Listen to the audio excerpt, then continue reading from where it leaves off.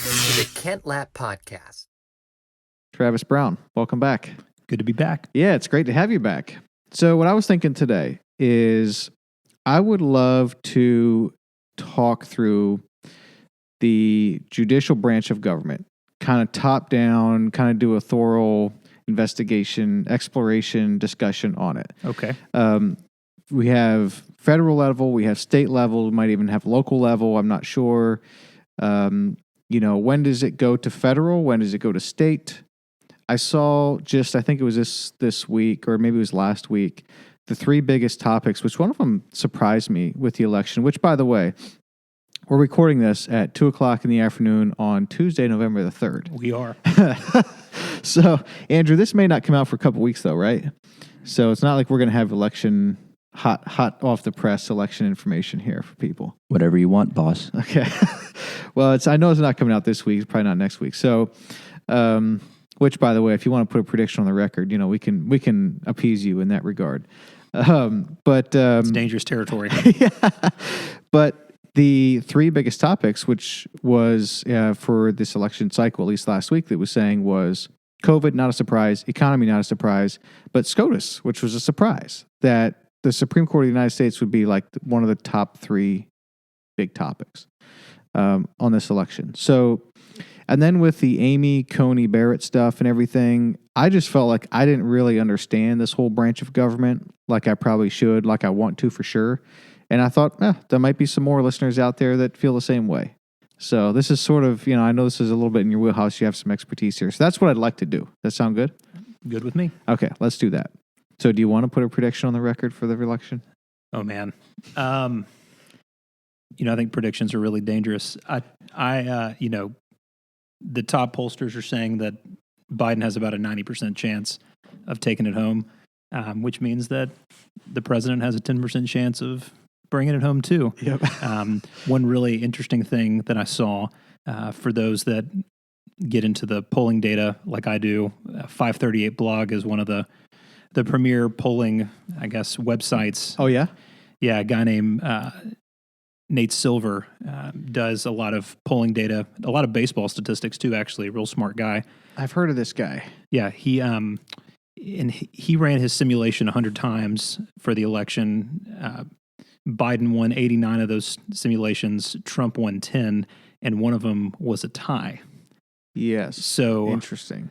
If there's a tie, the House of Representatives picks the president, but each state delegation gets one vote. So Wyoming has just as much voting power as California. At that point. And the Senate picks the vice president.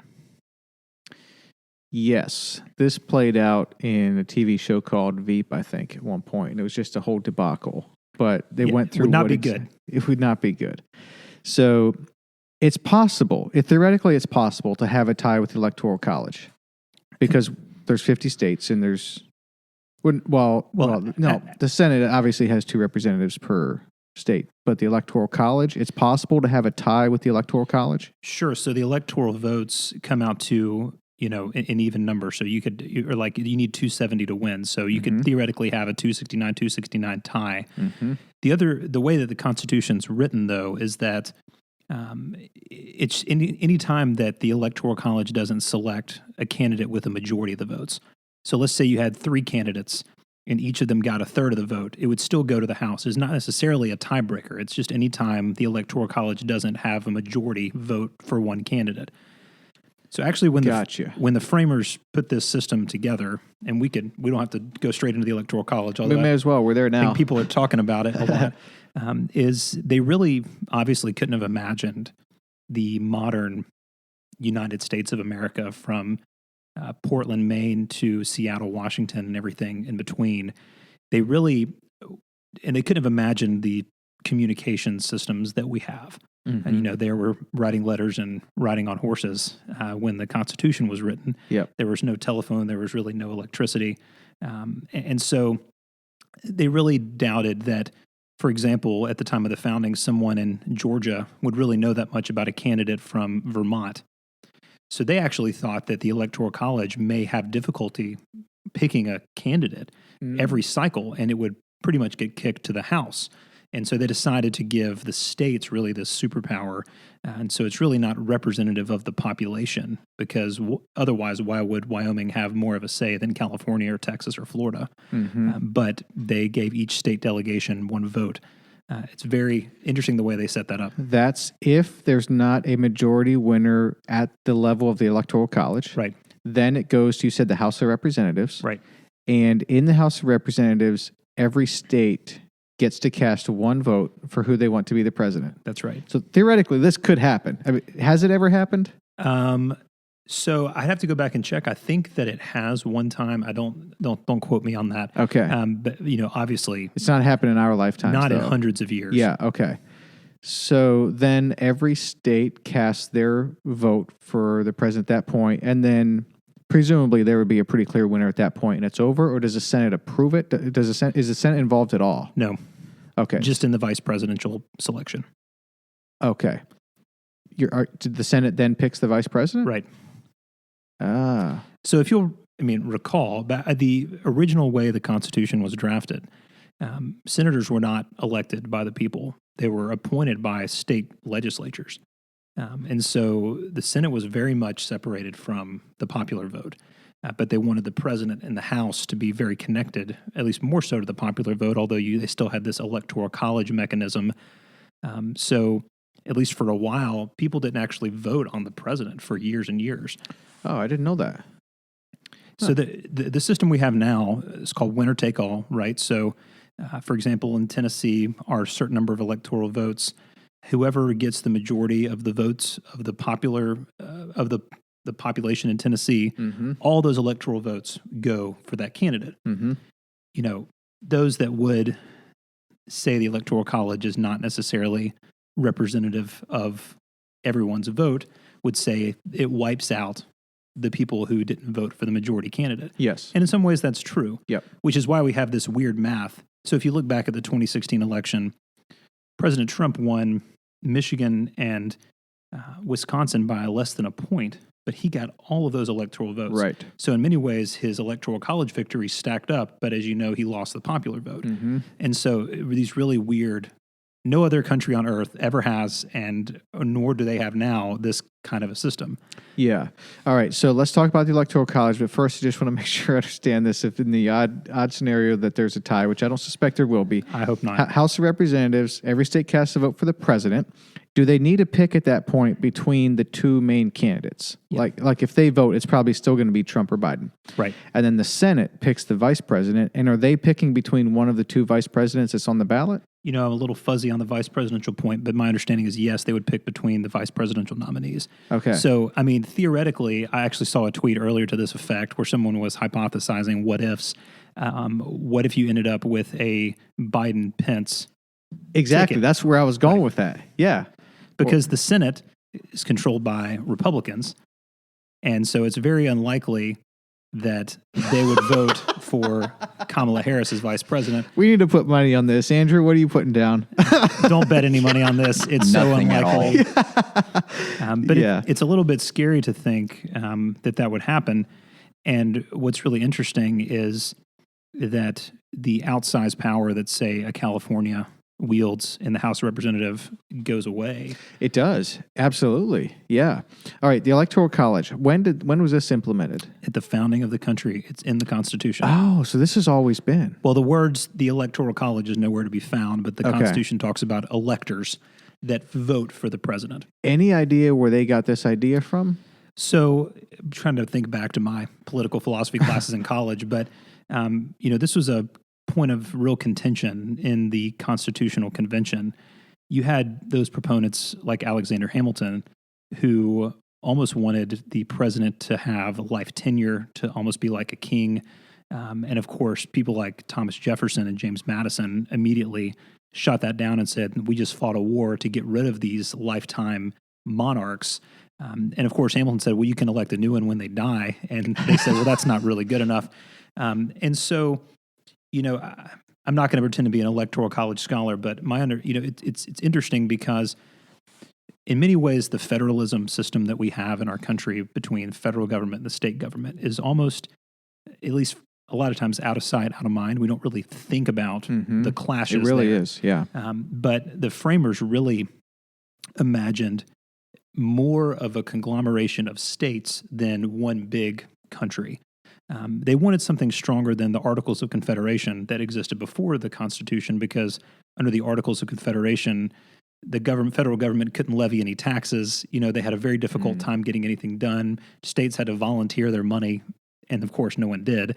And so you had all these war debts that the federal government incurred to fight off the British, and yet the states didn't want to pay their fair share. So a lot of those things led to the real collapse of the Articles of Confederation. And then they established certain things like what's called the Supremacy Clause of the Constitution that says federal law, pretty much, if there's a conflict, it's going to trump state law. You can't have a state law that tries to overrun a federal law or the Constitution. But there is still this big deference for states. And so the Electoral College was a way to do that.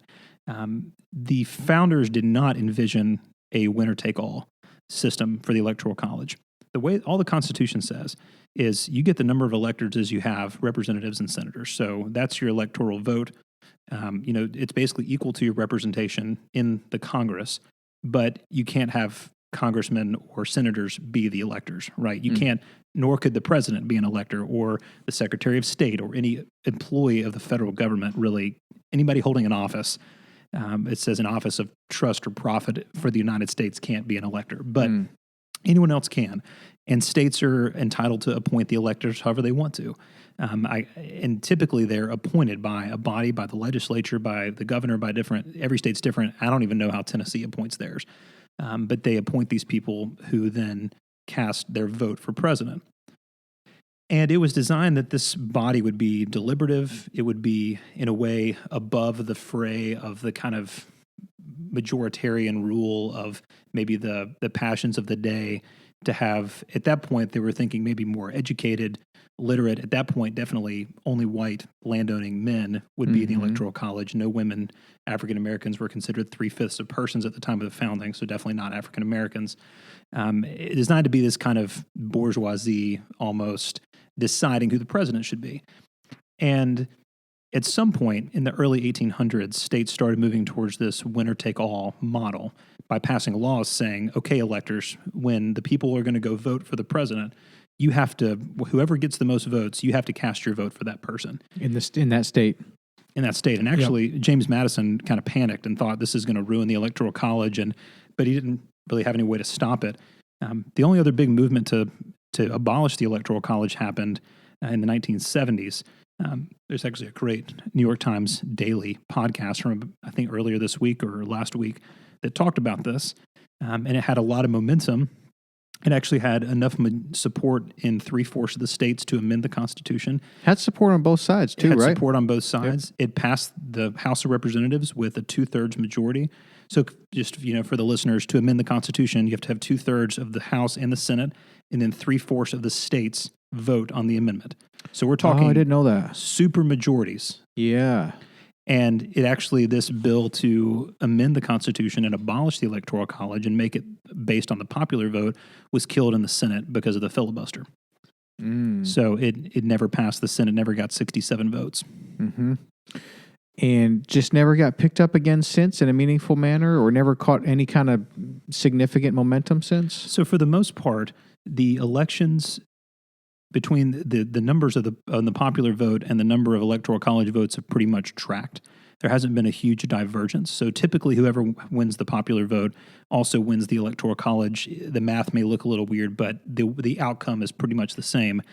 That all changed in 2000. If you'll recall, the Bush v. Gore all the way to the Supreme Court. We're going to talk about the Supreme Court today. The Supreme Court ultimately told different districts in Florida stop counting votes that very well may have gone towards Al Gore, and that tipped all those electoral votes in Florida in favor of George W. Bush, and he became the president. And that was really the first time in our generation where people kind of maybe woke up to this idea that, wait, hang on a minute. So all the people in the country, the majority, can vote for candidate A, but candidate B still wins because certain states like Florida and Michigan and Wisconsin and Pennsylvania have this outsized view because of their demographics. And then that was even brought more it was brought home more in 2016, where President Trump lost the popular vote by several million votes, yet still won because of basically 66,000 votes in 3 states. And that's pretty astonishing. Yeah. Yep.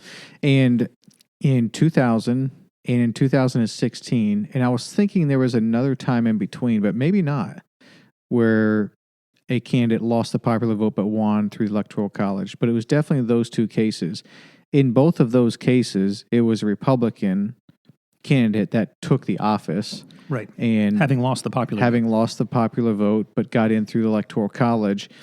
Is that why the only people I've heard talking negatively, personally, and it could be more than this, but the people I have heard talking negatively about the Electoral College is people that are more involved with like social justice type issues, and certainly I know I have some friends in the Black community that are more activists that are against the Electoral College. Why is that? Why is it that is that coincidence that both times the Republican Party got in, and then you kind of have on the more Democratic side, which tends to be the people I'm talking about with the activists and so forth, that they are, openly Democratic, and they're opposed to Electoral College. Is there a correlation there, or is that just coincidence? Or So I think so. It really comes down to demographic breakdown in the United States. Because the Electoral College is going to give more of a outsized, presence in the Electoral College to certain Midwestern states, certain maybe Central American states that tend to go Republican. Yes. It's going to, the most disenfranchised state in the Electoral College is California, overwhelming 60-something% Democrat, 30% or so Republican. And yet all those extra votes that come in California are counterbalanced by 60,000 Republican votes in Wisconsin and Michigan, right? It's really kind of amazing to think. So you have people on the left typically saying the system skews towards Republicans who tend to live in rural areas. They may encompass more states across the country, but have fewer people in those states. And then Democrats who may flee to the coasts and to the Sun Belt have more people in fewer states, and they have lesser votes in the whole. Yep. And that's kind of how it's played out. We're really in this shift in our country of where people are living. And I think that's probably why you have that correlation. So people on the left, obviously, like, for example, Nate Silver and at 538 blog basically says how many points ahead in the popular vote does Joe Biden have to be in order to win in the Electoral College? And it's at least 4 points or so. So Joe Biden has to be 4 points ahead nationwide in order to get over the line for the Electoral College. People on the left would say, how is that fair? We're voting, it's a popular vote. Why should a Pittsburgh, Pennsylvania voter matter more than a Sacramento, California voter? The answer from the people on the right is, well, that's the system that we have. The framers intended it that way. States do have power still. It's not, a purely majoritarian vote. The states ultimately decide, and that's why we have the system that we have. Yeah. Well, I was going to say that would be the argument, the counter argument to, say, if there's people on the left saying, hey, this should just be majority, it's, well, this is the structure that we've had since forever, it sounds like. Now, it did change, though, at some point with all of the Electoral College votes going in one direction. And I'm curious how let's come back to, because I was curious how it worked before then. But their argument would be, well, that's just how this is set up. This was never designed to be a complete majority vote. This was designed to be some sort of a hybrid between majority and somehow the states casting their votes through the Electoral College and so forth. Would that be an accurate counter argument then? Sure. And I guess, just to be fair, if you're Republican, why not say anything you want, because you just want the current system. Yeah. Because it gives you an edge in races where, by and large, the country is trending away from the Republican Party. Yes. Demographically. Currently, that's an interesting thing, is currently it gives the Republican side an advantage, but it wouldn't be inconceivable to think that, that could go anyway in the future, right? And that's what a Democrat would say is, you don't know what's going to happen in 100 years. Maybe if we keep this system now, the Democrats will have this outsized position in the Electoral College, right? And you're going to get disenfranchised even though you have most of the votes. Yeah, that's exactly right. Yeah.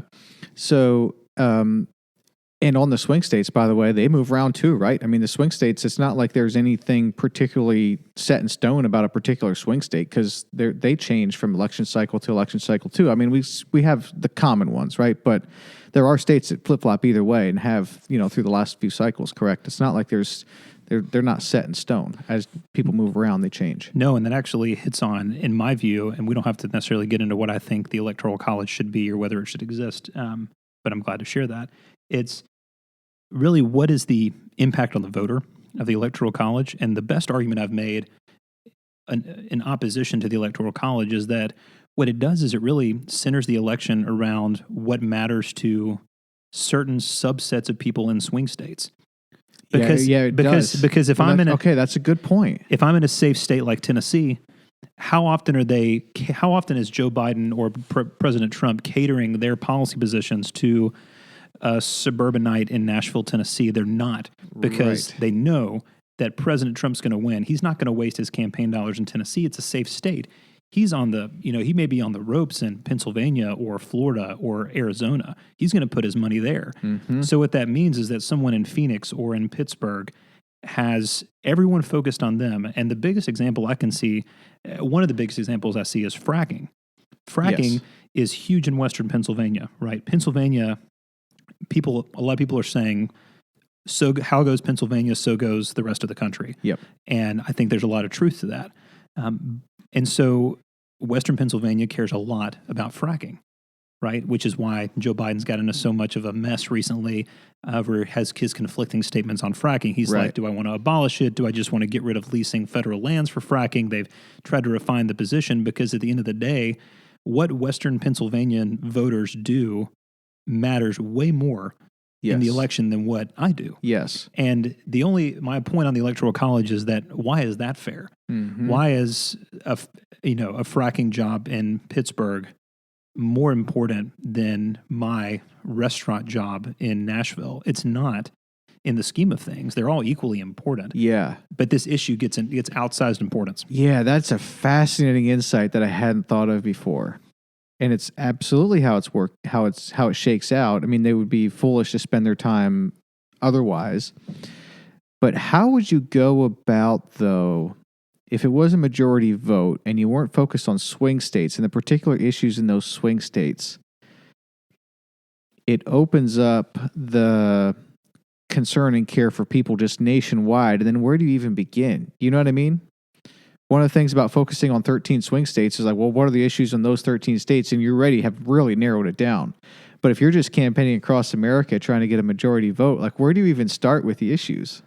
Yeah, that's a tough question. The only thing I would say in response is that, the president's the president of the whole country, not 13 states. Yeah. It's very difficult. Yep. I think and again, I'm not going to give you an answer because I don't know how you do that effectively. I think there are certain issues that unite everyone, even with people with differing views. For example, I think a overwhelming supermajority of Americans would say healthcare is really important. Mm-hmm. Like my access to a hospital to get services that aren't going to bankrupt me and quality care for my kids or for my parents, pretty much everyone across the board agrees that should be out there.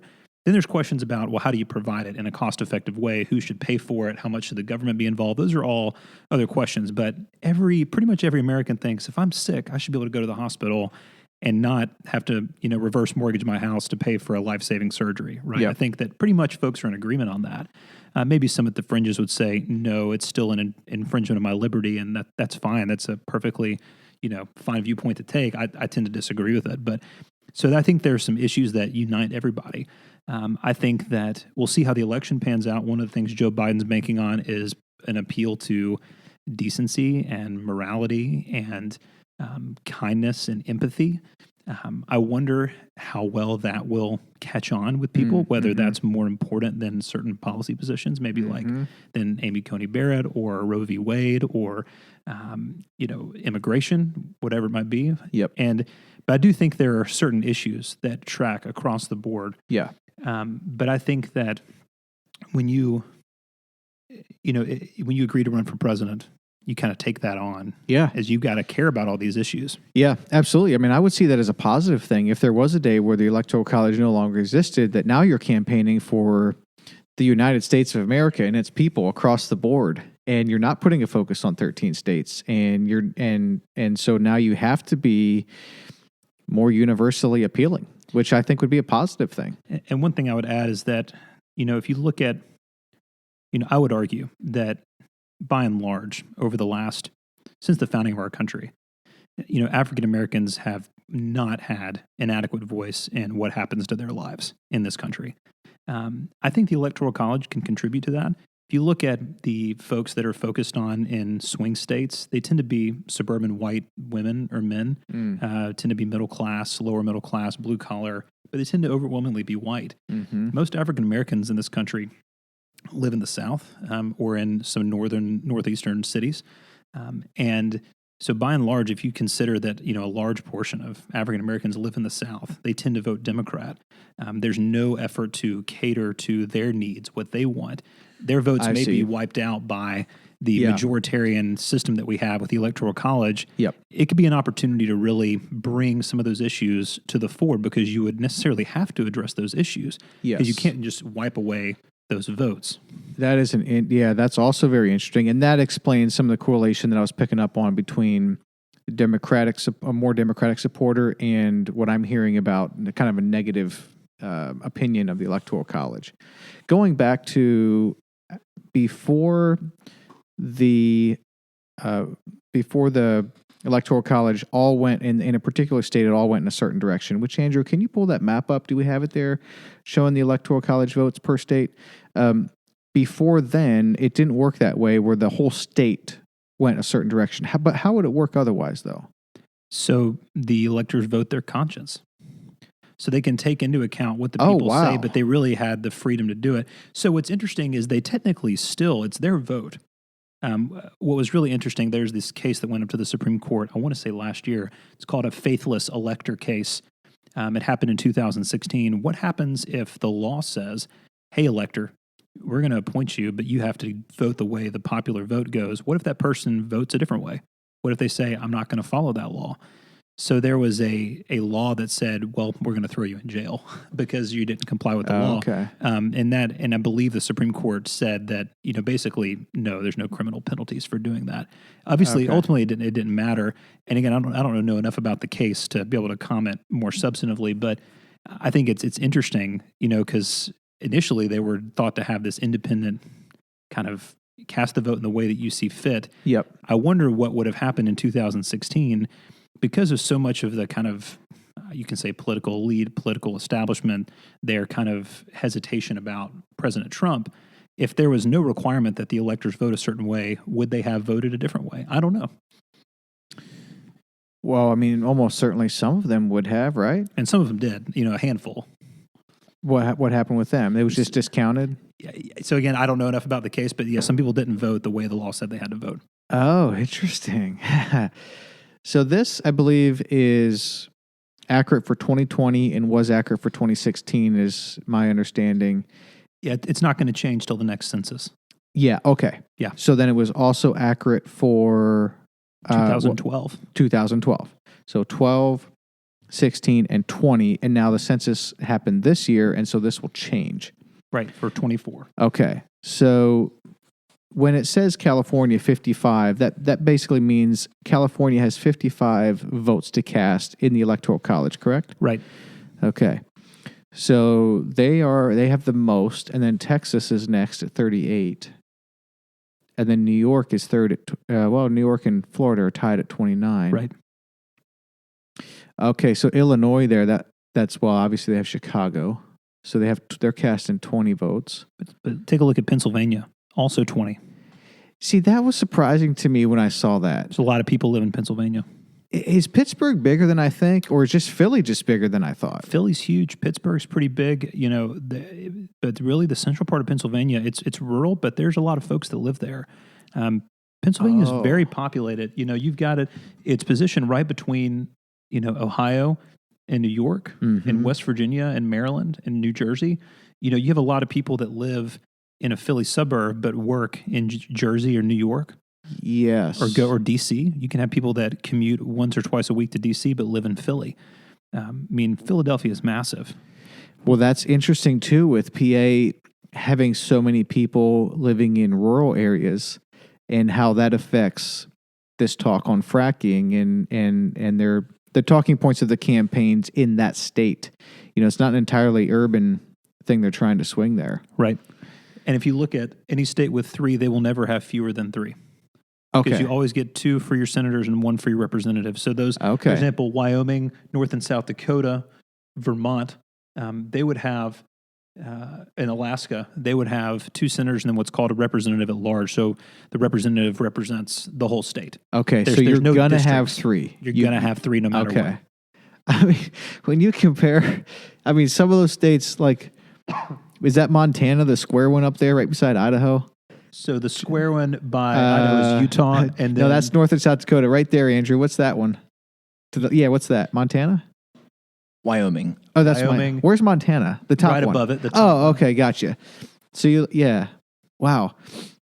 Look how big Montana is, and you have 3, and you compare that to California. There is so many people in California. So many people. Out there. I want to say it's the 6th or 7th largest economy in the world. It is. That's exactly what it is. It's amazing.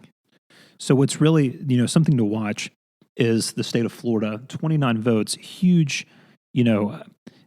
Everywhere I'm reading, again, I'm not a polling expert, says that if President Trump can't carry Florida, it is going to be almost impossible for him to carry the Electoral College. Florida is so important. You really have to win it. And Florida, for pollsters, is kind of all bets are off. No one knows what it's going to do. There's so many things at play. Think if they just passed an amendment in the last cycle to allow convicted felons that have been released from prison, so long as they've paid their fines and paid their debt to society, they get their right to vote back. Interesting. And that Florida. they amended their constitution to allow that. Then the Republican legislature passed a new bill saying that may be true, but they have to pay all these fines in advance and before they can register. And so all these people that were maybe set to vote then couldn't vote. So then you had, I think it's LeBron James and one other person, I forget, went and paid 13,000 people's fines and penalties for them so they could register to vote. There's no law against that. So then you have 13,000 people who used to be incarcerated that are now looking to vote.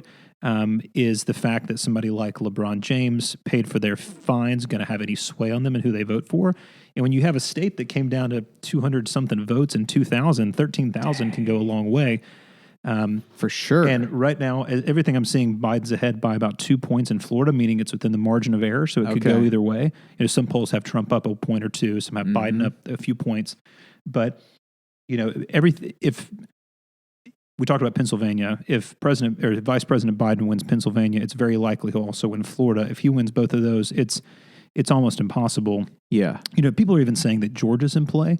I've heard that too. Which I think, I'll believe it when I see it. Georgia's a very conservative state, but Atlanta is massive, and Atlanta is overwhelmingly very blue. And so, you have, who knows, that Atlanta could counteract the rest of the state on the vote, because unlike the United States where states can, kind of overtake other states within a state, it's just a strict popular vote. So if you have one huge city that has more people than all the surrounding rural areas, then that city may control where the state goes. That's right. Yep. Colorado. Denver. Yeah. Boulder. Denver and Colorado Boulder. Springs. Which one is Colorado up there? Can you put your mouse on it? I think it's 5-1, right? 9. It's got the 9 on it. Oh, yeah. Okay. All right. 5 is Nebraska. Man, Colorado is that far west. Okay, 5 is Nebraska. I once drove a horse barn all the way from New York all the way out to Colorado. Went through Nebraska. Nebraska, I just remember being super flat. Yep. Just very, very flat and windy. Not many trees to block the wind in Nebraska. No. But I'm so Michigan, 16, huh? Yeah. Why is there so many people in Michigan? Detroit, Lansing. Oh, sure. Some pretty big. Detroit's declined in population. I wouldn't be surprised if that number changed after the 2020 census. Okay. Especially after many of the auto manufacturers went out in 2008, 2010, 2012. Yep. My guess is there's a lot of those jobs are gone. People may move. I think that's going to be interesting to see what happens with the map after the next census. And then, of course, there's all these issues with the census, right? There's all these different lawsuits about, can they stop counting at a certain time because of COVID-19? The current administration doesn't want to count illegal immigrants that may live in certain cities. Okay. And there's a question about that. But the census is really important, not just for representation, but for getting, financial services to your city, to your state. How that money's apportioned is done based on the census. So you could have let's say you're a large city in a blue state with a lot of undocumented immigrants. You may rely on a lot of federal funding to be able to take care of those people, to cover health insurance or city services. And if all of a sudden they're not counted, your budget's going way down. Yeah. You're not getting nearly as much money. Absolutely. Well, I was thinking the same thing. Where the census came out, we had a guy stop by our house probably late spring, early summer. And so it was like COVID was happening, but it wasn't like full on. And we just had a guy on the podcast, Sam, who moved from California to Tennessee because of how California is handling COVID in part. And we know this is happening for other people. So I was kind of curious how the census would have been different if, say, they would do the census next year. You would capture some of that restructuring or some of that moving around that maybe this census didn't. Yeah, I don't know. I mean, I think it would be different. One interesting point to note is that in many ways, you have people leaving. So Montana currently has a couple of Democratic statewide elected officials, which may be surprising, but you have a lot of people leaving Washington, Oregon, California, moving to Montana. You get all these West Coast expats. Yes. So what's interesting is you even have that type of a flight away from the coast back towards these, nice ski areas. You've got maybe, a wealthy Democratic business owner from Los Angeles or San Francisco that wants to, he's made his money or her money. They're going to move out to, Billings, or they're going to move to Big Sky. And all of a sudden you have these people move in, and what used to be a reliably red state is now trending. Well, hang on a minute. There's these folks from California coming in. Well, I mean, Texas is crying like, don't California or Texas. You know what I mean? And I don't think they're just speaking to the politics necessarily, but I'm sure that's a big part of it. I mean, I think Texas is neck and neck in this election. Which is surprising. No, I don't think there's been a Democrat elected from the state of Texas as for president in 30, 40 years. I mean, the last prominent Democrat elected, to national politics from Texas was Lyndon Johnson. Wow. And so, I mean, we're talking 1960s.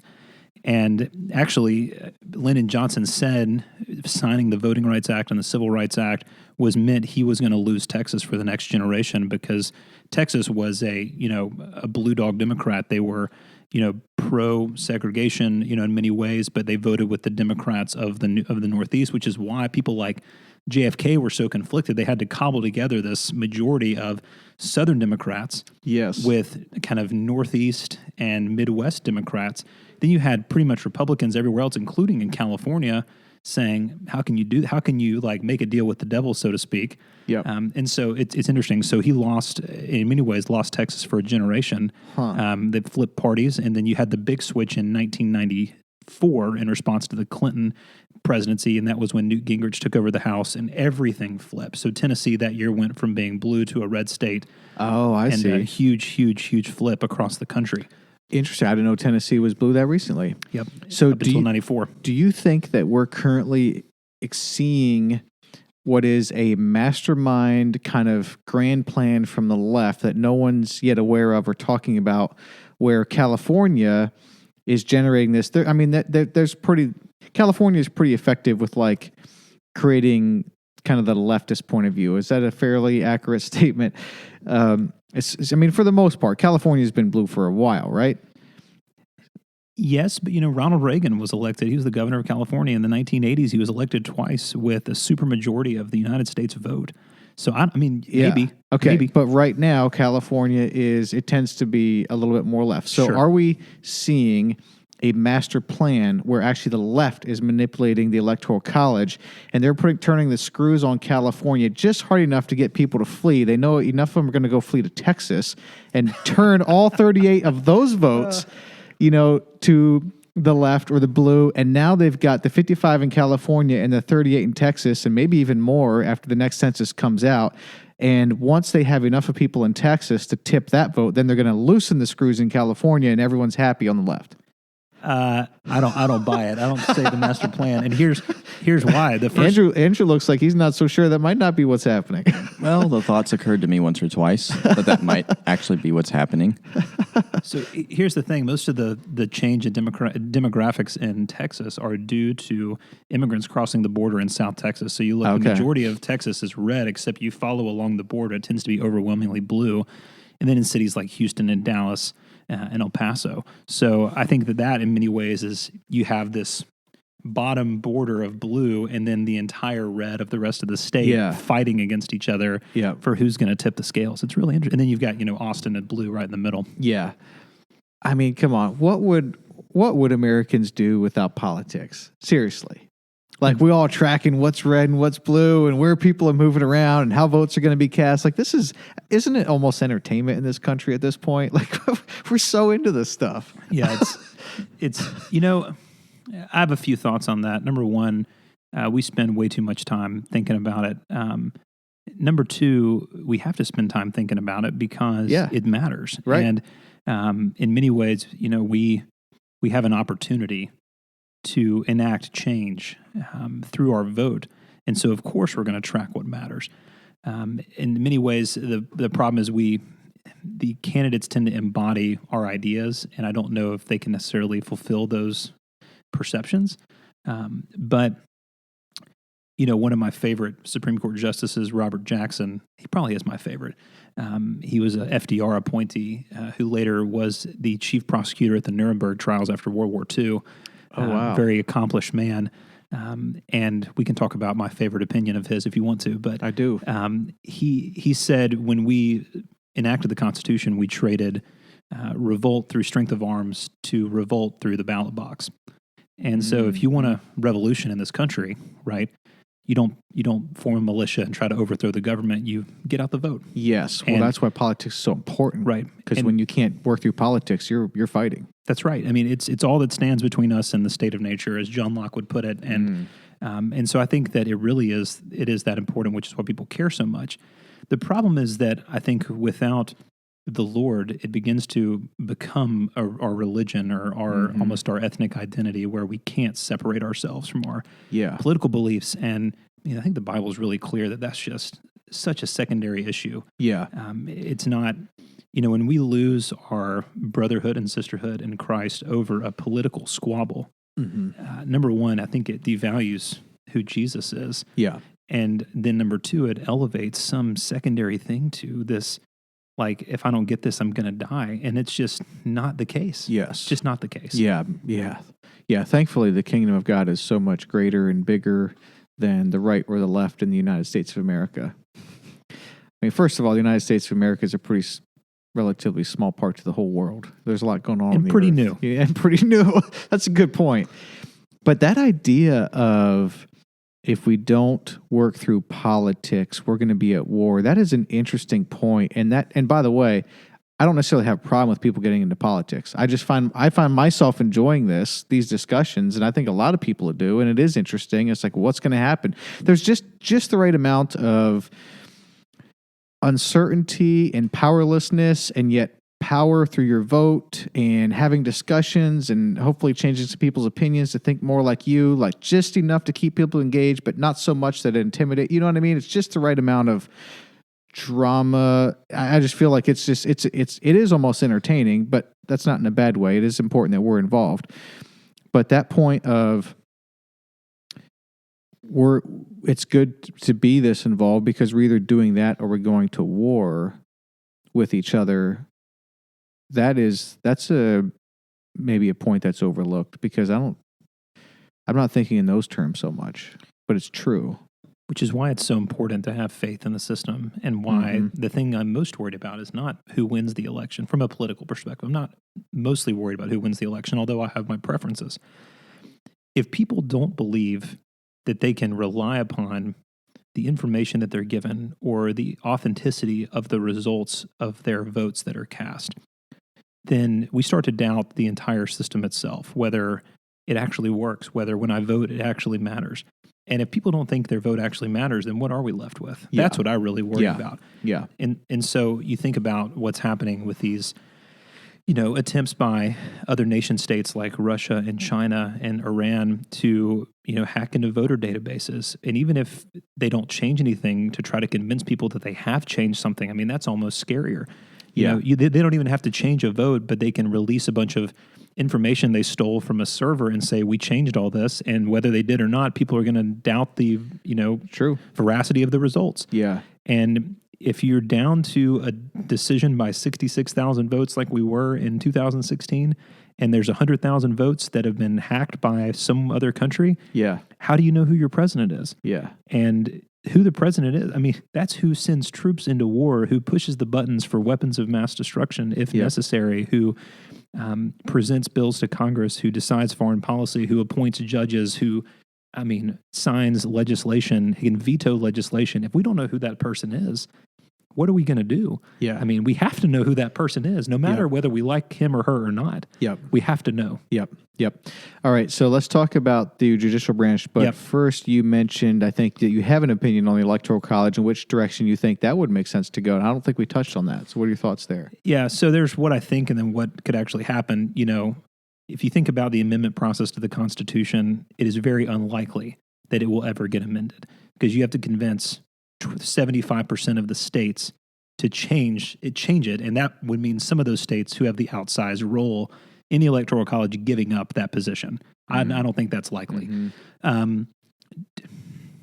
I struggle because in many ways I see the wisdom of what the framers put together of this independent body of electors deciding who the president should be. That doesn't sound that terrible to me, but that's not the system that we have. We don't have an independent body of electors that are out there getting together and lighting up a cigar and talking about who's going to be the best on foreign policy. Right. We have people that are bound by state law just to vote a certain way. They have no independent viewpoints to bring to the table. Yeah.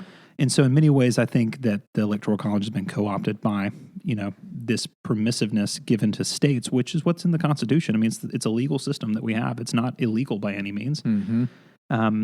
So I think it's not necessarily representative of the people. I think that for two reasons. Number one, all the people who cast their votes, who the Electoral College didn't go their way, their vote doesn't seem to count as much. It's not proportionate. And the second is what I already talked about, which is swing states get all the attention and safe states get none. Yeah. And that's not fair. Yeah. I just find that such a fascinating point where swing states get all the attention. But then even beyond that, doesn't it drill down even further where certain demographics in those swing states are getting all the attention? Yep. Because they're trying to tip a certain demographic over to their side. Yeah, that's a fascinating point that I'll be thinking about more for sure. All right. The courts. The courts. So we obviously have the executive branch of government, legislative, judiciary. Yep. Give us just a very brief overview of executive and legislative, but not much time on that. And then let's drill down on the judiciary. Okay, so talking about the federal government first, but most states track this to pretty much every state does. Three branches of government. The president has the chief, the executive branch has the president or the chief executive, the head of the executive branch. They enforce the law. They bring the law to bear upon the people. The legislative branch, they pass the laws. They set the policy. This is, very basic, how a bill becomes a law, kind of grade school civics. And then the judicial branch, kind of decides disputes about what the law means, how it applies. So if you think about it, this, common example, the legislature gets together and says, we think that murder should be illegal. And the president, appoints an attorney general who then appoints a U.S. attorney who goes out and prosecutes a homicide case. And that goes before a judge who then decides, sets all these different ground rules. And then a jury within the judicial system decides whether that person's guilty or not. So you've got all three branches. You've got the legislature writing, then passing the law, the president signing it, then the president's appointees prosecuting the law, and then the judiciary overseeing the trial where they're applying that law to a specific person or set of facts. Mm-hmm. That's a very great example, actually. So under the executive, you have the president, of course, and then what else is under that branch? In the federal government, it is, it's massive.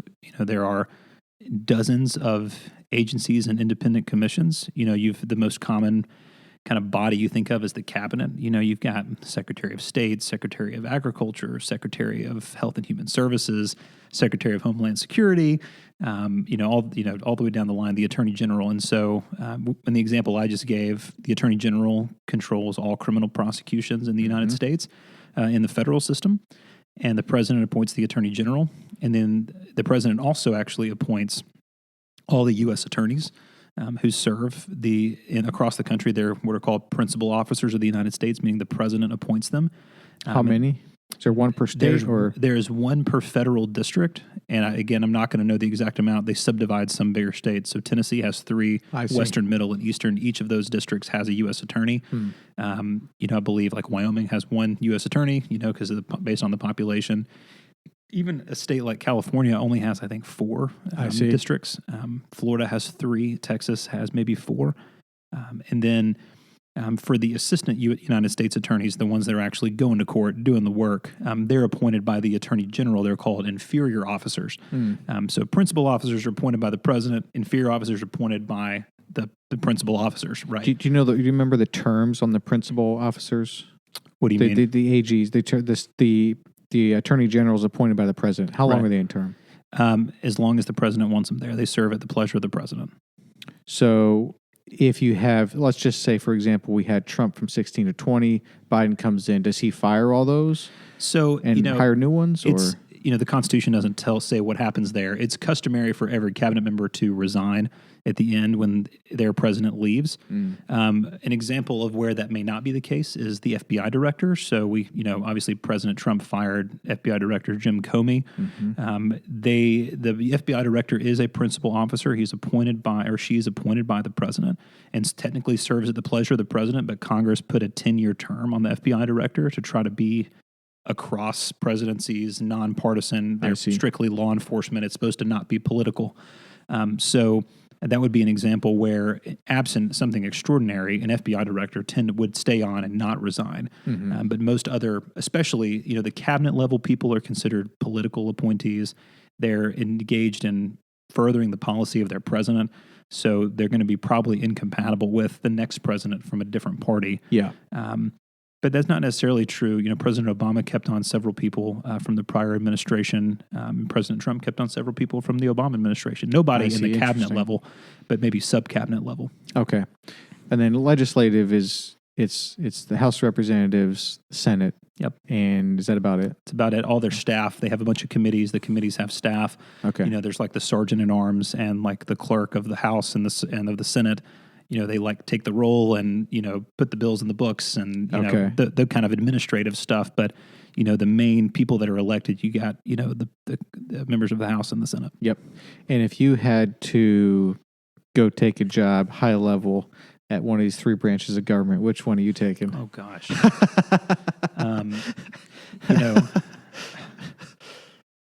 I think that working for the Department of Justice for the United States is an incredibly prestigious honor. I think there's been a lot of turbulence in the Department of Justice in the last 4 years, and I think there maybe needs some rebuilding of credibility in many ways. There's been a lot of instances where maybe people have been seen to be trying to use the law enforcement function of the government to further a political end, which is not the point. So, for example, pardoning people that may be close to the president, dropping prosecutions against people with close ties to the president, this emphasis on maybe investigating political opponents. We really, bucked against that since the founding. Yeah. But I think that's really prestigious. Working for the judiciary would probably, any lawyer that's worth their salt would of course say, "Oh, I'd love to be a federal judge." Okay. It's a prestigious honor. You're appointed for life by the president, pending good behavior, as long as you don't do something worthy of impeachment. You don't change with the presidential cycles, and you have a very important role.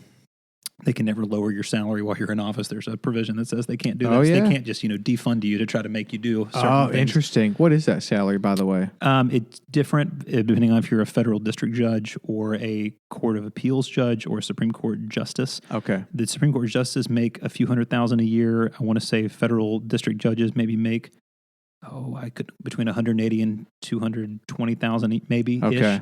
Yep. Which I think is actually a really big problem. You have people listening out there may say, well, that's a lot of money. Well, these are some of the most accomplished lawyers in America. They could go work for a large law firm and make millions per year. Exactly. How do you convince those bright minds to give that up, their nice house in the Hamptons and all that, to go be a federal judge making a tenth of what they were making? Exactly. So then maybe what you're left with is people that aren't the best and brightest lawyers.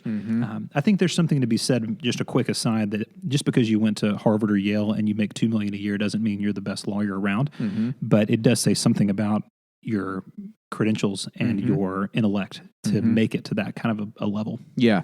That is one of the surprising things about government work at a high level. I mean, even the president's not paid more than a few $100,000 a year, right? He's paid about $450,000 a year. Yeah. I mean, so no one's doing this for the money. You know, I mean, again, $450,000 a year, that's great income for most people. But then there's a lot of people where that's going to be a problem. They're not going to take that job because they're not going to make less than a few million a year. Right. So like Amy Coney Barrett, for example, she's in for life. In for life. And she's paid a couple $100,000 a year, but then she probably has great perks, right? I would assume, like the benefits are great. Great benefits. And I mean, many Supreme Court justices, for example, they teach classes, they can get paid for that. They may speak at events, they can get paid for that. You know, I'm not familiar with all the ethics rules for judges, but of course you're allowed to engage in activities outside of your job as a judge. You know, you couldn't, she can't practice law privately. Like she couldn't, be a lawyer and give advice, but she can teach, she can give speeches. And so, for example, you see many of the justices, if you're maybe appointed by a Democrat, you may speak at Harvard, or if you're appointed by a Republican, you may speak at, a more right-leaning institution like University of Texas or something like that. Okay. But yeah, so I think that there's ways to make money outside of that. What's interesting, though, is there are strict rules on investments. If you're a Supreme Court justice, what if you have a case involving a company that you're heavily invested in? Could that present a conflict? Yes. So typically, justices are not invested in individual stocks. They tend to have just mutual funds or index funds that they have it invested in almost blindly by their advisors, so they don't even know what's out there. Yeah. But that can be a problem. You have a judge, somebody like Chief Justice John Roberts was in private practice, a multimillionaire, no doubt, and then took a job on the bench. He's got all these investments left over from his private practice days. Yeah. There's actually cases where judges have recused themselves because they're overly leveraged in a particular company's stock. Shouldn't the same be true for our Senate? Because didn't this happen? I want to say, wasn't it this spring? During COVID, they got the intelligence briefings and then dumped a bunch of stock. The senators had inside information, sold stock, and then it was public information. That just doesn't seem right. That seems like insider trading. Like what else is insider trading? Yeah, it seems pretty bad. It does seem pretty bad. They get a lot of free passes. There's a lot of there's this thing called the speech and debate clause in the Senate, which says in the Congress, which says that all Congresspersons, whether senator or representative, they're completely immune from anything related to the speech and debate of any law. So anything they do related to that is really off limits. So I think one thing they've tried to argue is that, well, we received this intelligence briefing related to our oversight function, and so it's part of the speech and debate. We can do whatever we want. Okay. But I don't know whether it's true or not. The FBI is investigating these people. Oh, they still are? They still are, as far as I know. Or they may have announced certain things I don't follow. Yep. I don't have time to follow everything that closely. Yep. But if they are, for some reason, allowed to get insider information and trade on it, in my view, it's unconscionable, it's unethical, it's fraudulent. Every other person in this country would go to jail if they traded on insider information and made a bunch of money off of it. So why are they treated differently than a Wall Street broker that hires a bunch of lawyers to comply with the law and they can just freewheel? And exactly. It doesn't seem right. Yeah, for sure. Let me ask you this out of left field, and I'd love to have you talk us through the judicial branch. Have you put serious thought into being a political commentator? No. Would you? No one would want to listen to me. Oh, I don't think that's the case. Well, you know a lot about this stuff. I don't know. I think it would be fun. Yeah, it would be fun. I mean, almost all the good political commentators were lawyers at one point, right? I mean, a law degree certainly helps. It does. I mean, I know I think we talked about this last time, but I like lawyers. I know a lot of people disagree. I just like the way they think. I like how objective most of them are. I mean, at least the good ones. I mean, they're smart. You can't be a lawyer unless you're smart, and you got to know stuff. Like, you know the important stuff. I think you should consider being a political commentator. You can start on the side or something, or we'll have you back on. We'll have you back on every election cycle or something. Yeah, every couple Brown years. episodes. Yeah, Well, I'll think about it. I think you should. All right, the judicial branch. Talk us through it, top to bottom. Sure. Okay. So the only court that's mentioned and only judges that are mentioned in the Constitution is the Supreme Court, and that there are judges of the Supreme Court. The rest of the courts are all established by Congress. The Constitution says they can establish it however they want to. So the way that they've established it in the federal system, and I can talk about the state system a little bit, is there's the Supreme Court with 9 justices, and we can talk about whether packing the courts is right or wrong. The Constitution doesn't say how many justices have to sit there. They're appointed by the president, confirmed by the Senate for life. Then you have the courts of appeals, which are separated into what are called circuits. So you have the First Circuit, the Second Circuit, the Third Circuit. It goes up through the 11th Circuit, and then there is what's called a federal circuit. So, and I can talk about that. So the 1 through 11 are divided by geography. So 1 is New England. 11 was actually created out of the old 5th Circuit, and it includes 11 is Florida and Georgia and I want to say Alabama. Tennessee is in what's called the 6th Circuit. So it's this weird finger-like circuit that includes, if the map is still up, it includes Tennessee, Kentucky, Indiana, and Michigan. And these are the courts of appeals? This is the 6th Circuit Courts of Appeals. So, okay, so what would he Google if we want to try to find this map? Because it probably exists, right? Yeah, so you could just look for Federal Court of Appeals just map. Google Federal Court of Appeals map. Great. And then within the circuits, there are districts. So we already talked about that. Tennessee has 3 districts. So let's just say you file a lawsuit in federal court, a contract dispute that, it can be filed. Not everything can be filed in federal court. We can talk about that. You have to have what's called federal jurisdiction. Their federal courts are... That's it right there. Yeah, so that's it. So you can see Tennessee. Look at how weird 6 is. It's very vertical. Very vertical. And then the 11th and 5th used to be together, and then they divided it up because it's obviously, massive. Think about all the people. Big. Yes, it's way too much for one circuit. And then the 9th is huge too. Look how big the 9th is. Yeah, wow. And then the 9th also includes Alaska and Hawaii. The 1st includes Puerto Rico and the U.S. Virgin Islands. Okay. And I want to say the 9th also includes Guam. Guam, any federal territory also has a federal court. So if you want a plum job, just become the federal judge in Guam. You have a nice, tropical location. Yeah, that you get paid a federal salary. At all. I'm sure you don't have a huge caseload. But is number 3 just Pennsylvania? Pennsylvania, and Delaware. And Delaware and New Jersey. Oh, wow. It's so tiny. Yep. And then the 2nd is Connecticut, New York, and I guess Vermont. And then New Hampshire, Massachusetts, Rhode Island, and Maine are in 1, along with Puerto Rico. Now, why is...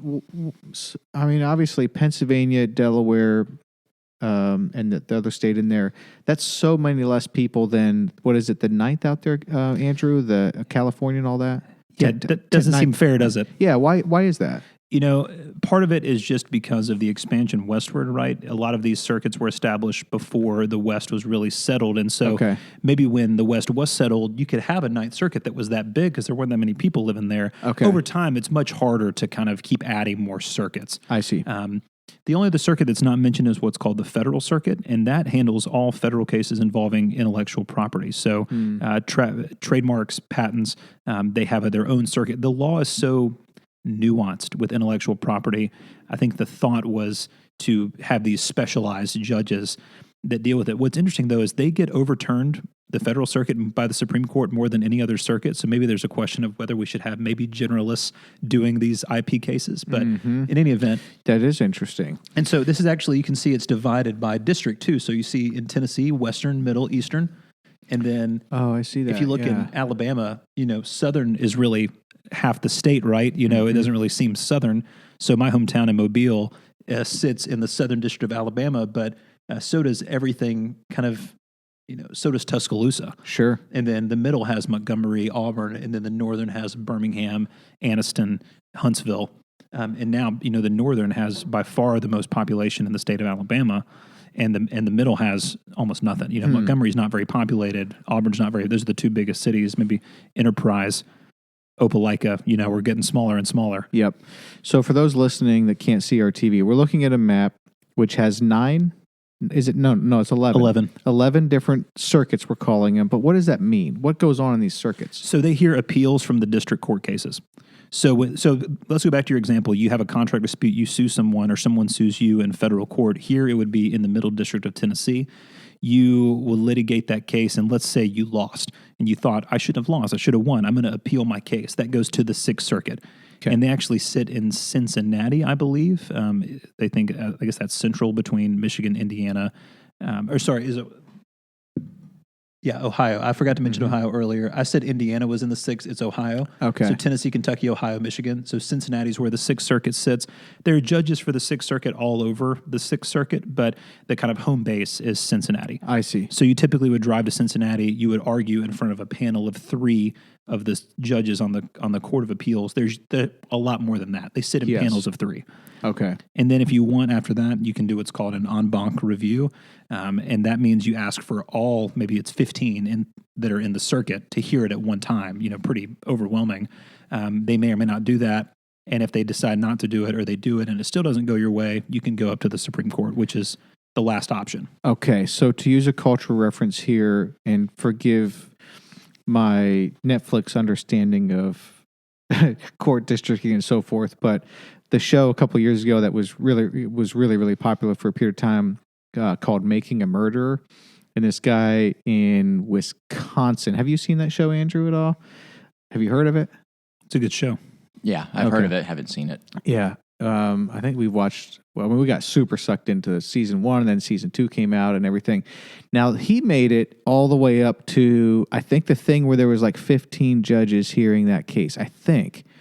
So in that case, they were in Wisconsin, and they kept appealing, with their innocent pleas, and they got kicked up, just farther up the ladder. And I don't know that ever made it to the Supreme Court. I don't think that it did, but it made it up about as high as it could go without going to the Supreme Court. Yeah. So is that what you're talking about when the 15 judges get together? I don't know, because my understanding is that his conviction was a state conviction, so that may have been in the state court system. And maybe they had that many. You can still actually challenge a state conviction in federal court through what's called a habeas corpus petition. It's this whole kind of set of proceedings after you've exhausted your state court options. You can file what's called a habeas petition in federal court and say that there was some constitutional defect with my imprisonment. Okay. And so then that goes through the whole federal system too. So it could have been something like that, but I believe it was a state crime. Okay, so if not, then it would have been a state crime, which this doesn't apply. Yeah, this is not. We haven't gotten a state yet. This is still federal. Got it. Okay, makes sense. All right, so we have these. Is that kind of the lowest level of federal then with the districts? The districts, yes. Okay. So yeah, you have federal district judges that, for example, the Middle District of Tennessee would hear any case that arose within that district. I think there are federal courthouses in Columbia and Nashville, maybe Clarksville. I have to think exactly where. And then in Western, there's Jackson and Memphis. And then East, there's Greenville and Chattanooga and Knoxville. And so basically wherever court you're closest to, you'll get a judge from that court. And then there are other judges called magistrate judges, which are actually appointed by the district judges. And they hear smaller disputes. So they may hear, like a discovery dispute, what documents get produced, something the federal judge is busy doing, trials, criminal trials, civil trials. And then magistrate judges actually typically sign search warrants and arrest warrants. So if you want to, you see in Law and Order waking up a judge in the middle of the night to get a warrant. If it's a federal judge, it's going to be a magistrate judge. I see. They're appointed for, I want to say it's an 8-year term, but they're not appointed for life. They're not appointed by the president. I see. Okay. And that's the federal system. Right. Okay. And states. There's know about that? 50 different systems plus DC. So is that because the Constitution essentially said the federal government only has the authority that the Constitution vests into it, but the states have authority essentially it's just like they have the authority unless the Constitution denies it, right? Is that why we have all these differences in the different states? That's right. It's the difference between what's called general and limited jurisdiction. So a federal system has a limited jurisdiction. The Constitution has to enumerate a power that the federal government has. Yes. The states just have whatever powers exist unless the Constitution takes it away. Yes. So for example, the easiest maybe one to think about is the 13th Amendment to the U.S. Constitution that says slavery and involuntary servitude except as punishment for a crime for someone duly convicted is abolished, right? That means that they took whatever power a state might have said they had to have lawful chattel slavery was taken away by the federal government. Mm-hmm. So while people may say, and I would agree, slavery was not a legitimate form of power to be used by the state. It's inhumane. It's horrific. It's outside of the design of God. It's immoral. For all those reasons, the states were still doing it. It was protected by the law. The 13th Amendment took that power away, right? Mm-hmm. To the contrary, for the federal government to do something, the Constitution has to say it can do something. So for judges, that means that Congress has to tell them, or the Constitution has to tell them, you can hear this case, or you can't hear this case. State courts can pretty much hear anything, with some notable exceptions. It's just striking to me that I didn't know that until more recently. It's just striking to me that the Constitution can give that amount of information on the federal side, saying, hey, you can act only if we allow you to, and then give this amount of information on the state side and say you can act unless we tell you not to. And this is all wrapped up in one document, and it seems to be working for the most part. Yeah, what's interesting is there's this long doctrine called the incorporation of the Bill of Rights to the states. And what's interesting, if you read the First Amendment to the Constitution, it doesn't say no state shall pass a law abridging freedom of speech. It says Congress shall make no law abridging the freedom of speech. So if you read it strictly, maybe the states could pass a law abridging the freedom of speech, right? Oh, that is interesting. So no state is currently passing laws abridging the freedom of speech that hold up in court, right? So why is that? And that's because of this doctrine called incorporation. And so over time, particularly because of the 14th Amendment to the Constitution, which does apply to the states, which says that no person shall be deprived of due process of law, or no person shall be deprived of life, liberty, or property without due process of law, nor shall any person be deprived of the equal protection of the laws. That is applied to the states in the 14th Amendment. It was a Reconstruction Amendment passed after the Anti-Slavery Amendment. And so after that, the Supreme Court started incorporating the Bill of Rights prohibitions to the states. So they've said, you know what? It would really violate due process if a state abridged your freedom of speech, right? Right. It would really violate due process if they gave you a criminal trial without a jury, or if you weren't allowed to confront witnesses against you in a criminal trial. Those are all in the Bill of Rights, but it never been applied to the states. And over time, the court's done that. There have been maybe two that have never been incorporated as to the states, and that is the Third Amendment for quartering soldiers in your home. I don't think it's ever really been applied. And then one regarding juries for civil cases. So you're entitled to a jury for all cases for which you would get a jury at common law in a federal court, and that has not necessarily been applied to the states. So the state doesn't have to give you a jury trial for a civil case, but they do for a criminal case. I see. So you have this doctrine called incorporation. And then you have this doctrine called I'm going to blow your mind, called reverse incorporation. There's nothing in the Constitution that says the federal government has to guarantee the equal protection of the laws. That's in the 14th Amendment that applies to the states. The Supreme Court has reverse incorporated that to apply to the federal government. So let's just assume they all apply to everybody at this point. But yeah, so that is an interesting way that they've taken some powers away from, the court has taken powers away from the states. Okay. You lost me on that last point. Okay. How do they take what? Say that again. They took some. They reverse engineered something there, but I didn't understand it. So there's basically the 14th Amendment, by its terms, applies to the states. Yes. Over time, the courts have applied it to the federal government too. Oh, I see. So they call that reverse incorporation, where they've incorporated the other things from the federal government to the states. They're now reverse incorporating this state-only provision to the federal government. Yeah. Gotcha. Interesting. So is there anything to talk about at the state level, or is it all just so very different? It's hard to... Typically most states have trial courts, appeals courts, and a Supreme Court. Just like the federal government, it's typically the 3 tiers. So a trial court, Tennessee, those are, we have 2 different kinds of trial courts in Tennessee. We have chancery courts and circuit courts. A chancery court is called a court of equity. Circuit court is a court of law. Over time, the distinction has mostly been abolished in a lot of states. Tennessee still preserves some of those distinctions. Goes back to the common law of England, where you had judges who heard cases called, quote, at law, and chancellors that heard cases, quote, in equity. And they're very different concepts. We don't have to get into it, but most states, they have trial courts, and then you can appeal that, and then you can appeal again to the what's called the court of last resort, because not every state calls it a Supreme Court. So, I see. For example, I think in Maryland it's called the Court of Special Appeals. In New York, it's called the Court of Appeals. In New York, the lowest court is called the Supreme Court. So if you ever watch Law and Order and it says, Supreme Court part whatever, that's talking about just the regular old trial court. They're called the Supreme Court in New York. Yeah, fascinating. So you have the law, and by the way, obviously, states' laws are different in different states.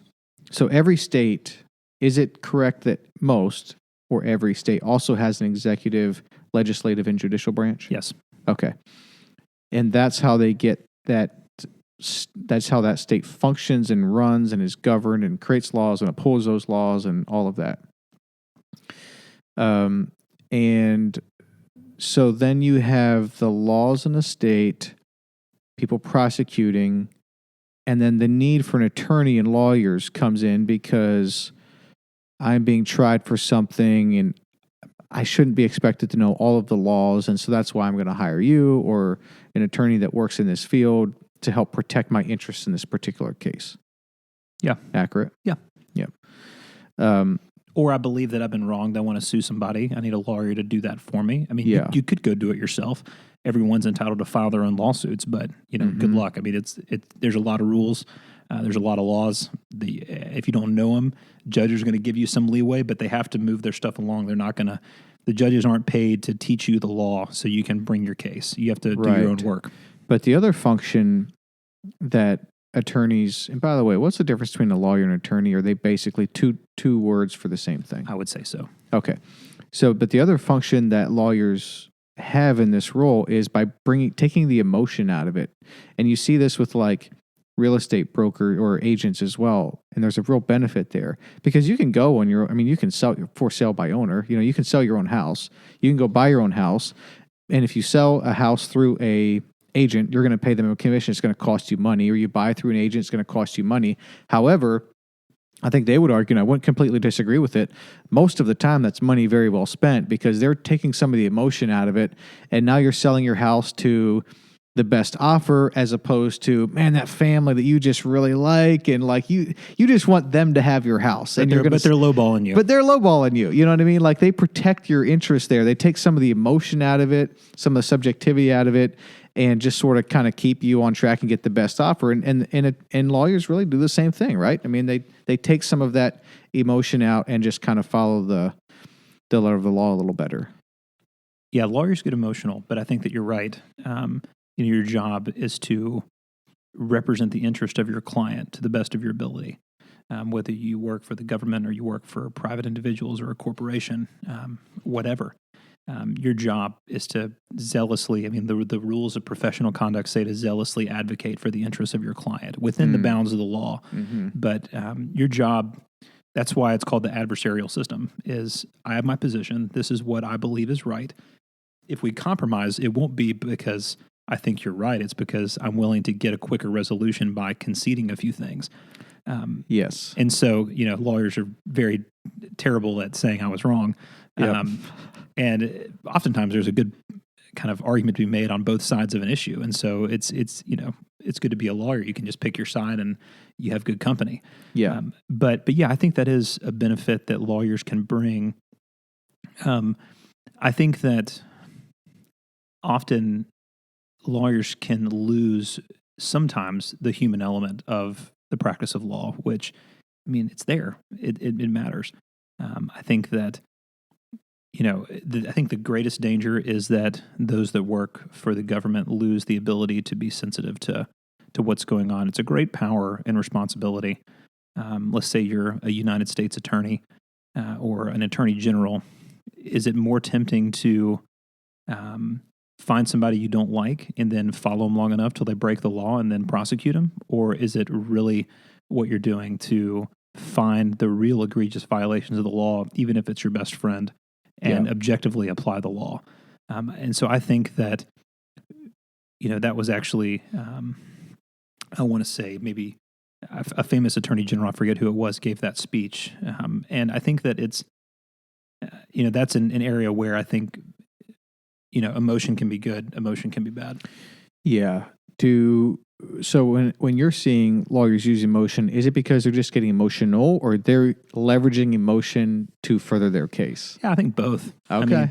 I think that lawyers are pretty good at putting on a show and seeming emotional when, we talked about this last time. I can go toe-to-toe with a lawyer and get pretty emotional in the arguments, and then you leave and grab a drink with the person and say, how are your kids doing? What's going on? And I don't know of any other profession where people go at each other and then they're best friends afterwards. Yeah. I think it's pretty rare. Yeah. And I think it's because it's really not lawyer A versus lawyer B. It's client A versus client B, and we're just the mouthpiece that happen to know the rules and the law. Yep. And we have a duty to do our best. Mm-hmm. Nobody's expecting the clients to really like each other afterwards. Yeah. But the lawyers are going to have to. I mean, we're in this ball game together. It's it wouldn't work otherwise. Yeah. There was one case a friend was telling me about where couple was over at their friend's house for dinner or drinks or game night or something. I forget what the deal was. And the visiting couple on the way out the driveway slipped. She damaged her leg or broke her leg or something. Sued their friends, got the insurance money, and they all four went on vacation. Wow. I mean, presumably it could happen, right? Get the lawyers in a room and say, look, we really want to take this vacation. Just figure out how to work this lawsuit out. Yeah, exactly. The only loser in that case really is the time it takes to heal your leg and the insurance company. I mean, everything else is good to go. But who's thinking insurance companies are hurting for money these days? That's true. Amy Coney Barrett. Would you know much about her? A little bit. Yeah. And so she's not an expert, but I know enough. And so she is one of the 9 Supreme Court justices. She is now, yes. She is out obviously because Ruth Bader Ginsburg passed away. Right. And so now one of the 9 seats needs to be filled. Trump happened president at the time. It was close enough to the election that some people had some different thoughts on whether or not he should do it, but went ahead and did it, and it got through. So now she's one of the 9 Supreme Court justices. What cases, I want to hear more about her if you know more about her, but what does it take to get a case to the Supreme Court? The perfect lawyer's answer, it depends. But for the Supreme Court, that there's what's called appellate jurisdiction, or the ability to review other decisions by lower courts. Mm-hmm. And then there's what's called original jurisdiction. So you file a lawsuit, in the first instance within the Supreme Court. That second jurisdiction of original cases is very, very limited. Okay. And the only example that really comes to mind is where a state sues another state. So, for example, there's a case where maybe there's a dispute over access to a river that separates 2 states on the border. Who has the rights to it? That case would be filed in the Supreme Court of the United States at the very beginning because the Constitution says so. There are other cases like involving ambassadors or ministers or consuls, as it says. So like if there was a case involving an ambassador from another country that sued, then it would be filed directly in the Supreme Court. And then there are some cases that can be heard originally in the Supreme Court but don't have to be. And then every other case they hear is one of review. So they're reviewing something else a judge elsewhere did. And are they... And that's by and away 99% of the cases they hear. Oh, wow. Yeah. Wow. So 99% or so of the cases they're going to be hearing is reviewing other courts' decisions. Absolutely. And are they making the decision on which decisions they want to review, or is something kicking it up to them? They have absolute discretion, except in a small subset of cases. The subset where they don't have discretion are typically election law cases. And so Congress can decide how the review process works. So in for the most part, unless the Constitution says they can't do it that way. It gets a little bit tricky with the rules. But so, for example, election law cases are the most common. So let's say you have like a Voting Rights Act case. We talked about gerrymandering last time I was here. Let's say you John Smith sues the state of North Carolina for gerrymandering. Under the law, for his trial, he gets a 3-judge panel.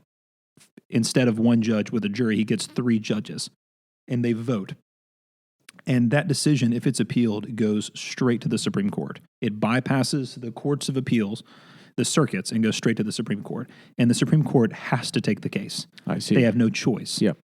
For all other cases, it's what's called discretionary review. So they can decide whether or not they want to take it. And they decide that based on their own internal rules that they set for themselves, and that's called the Rule of 4. So if 4 justices want to hear a case, they hear the case. And then you need, obviously, 5 justices to decide a particular case. I see. And so what do we know about Amy Coney Barrett then? Okay, is she a good pick, you think? Well, I'll tell you what I know about her, and then we talk about whether she's a good pick.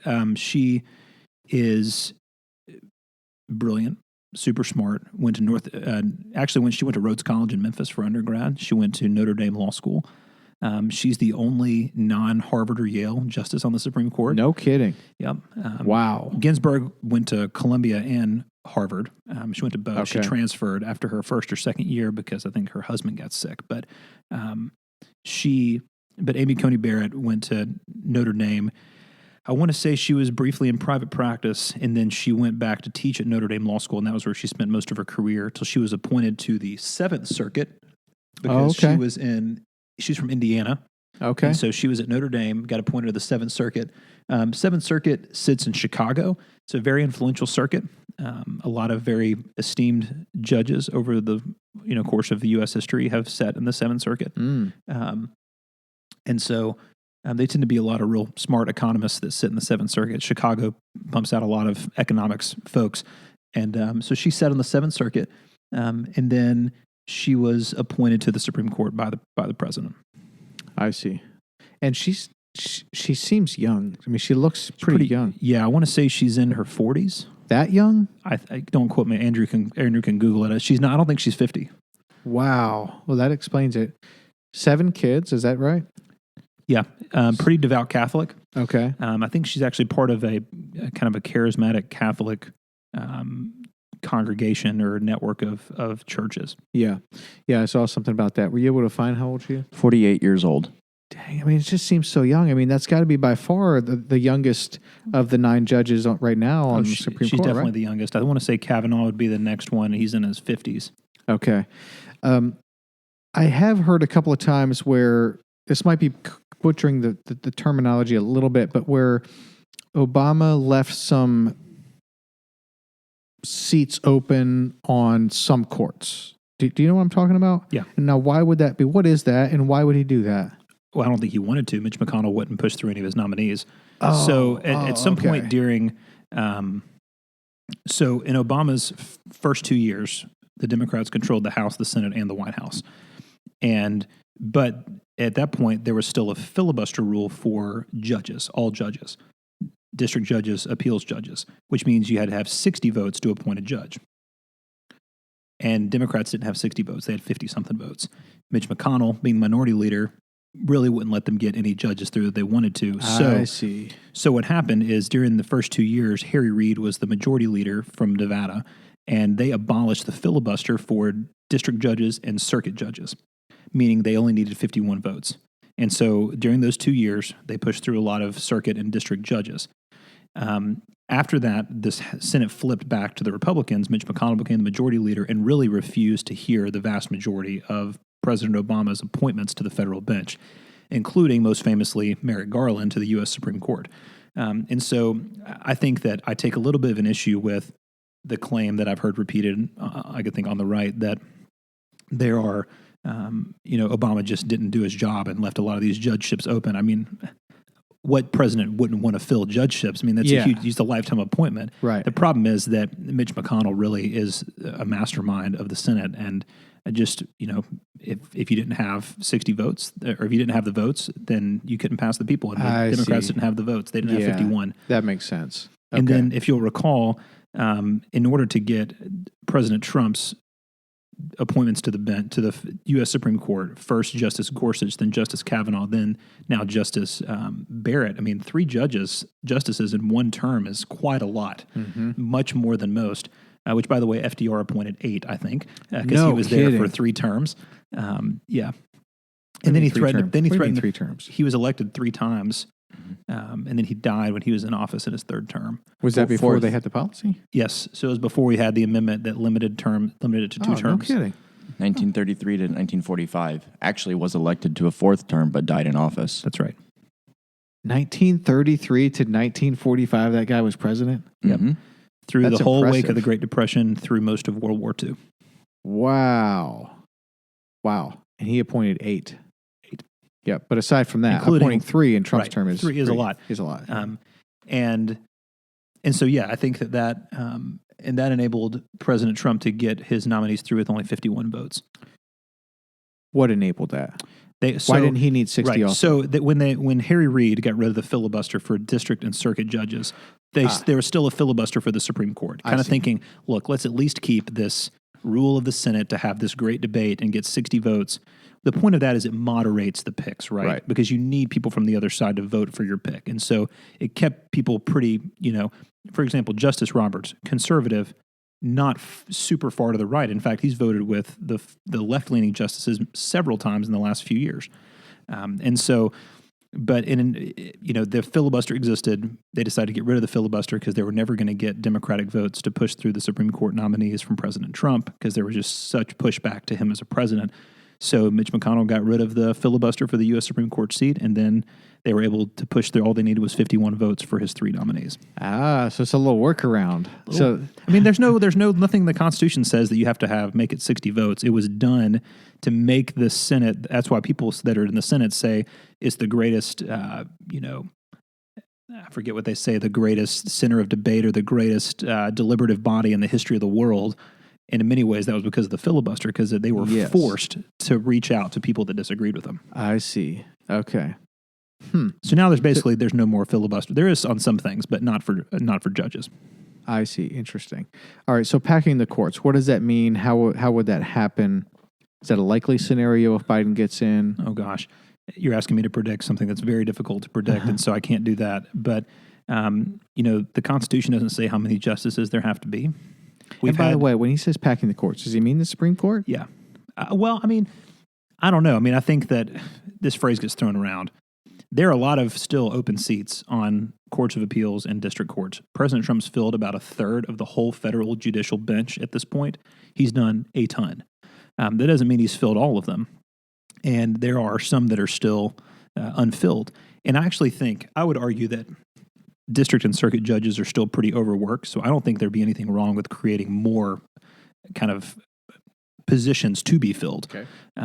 But obviously you have to get Congress to pay for them, so that's part of it. But so I think we need more district judges, we need more circuit judges. They're by and away pretty overworked.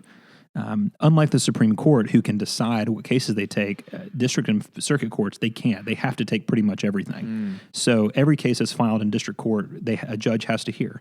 And you get an automatic right of appeal for almost every case. So it means you get to go to the circuit court no matter what. You typically get an argument. You get to file briefs and, present your case. And then you can keep trying to appeal, but it's discretionary after that.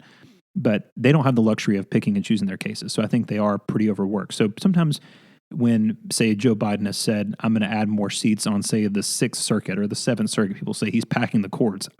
I just think they're overworked. I mean, is he going to put people in that may align with his political philosophy? Maybe, but I think that's just, presidents do that. I don't think that's packing the courts. The real court packing issue is involving the Supreme Court. Okay.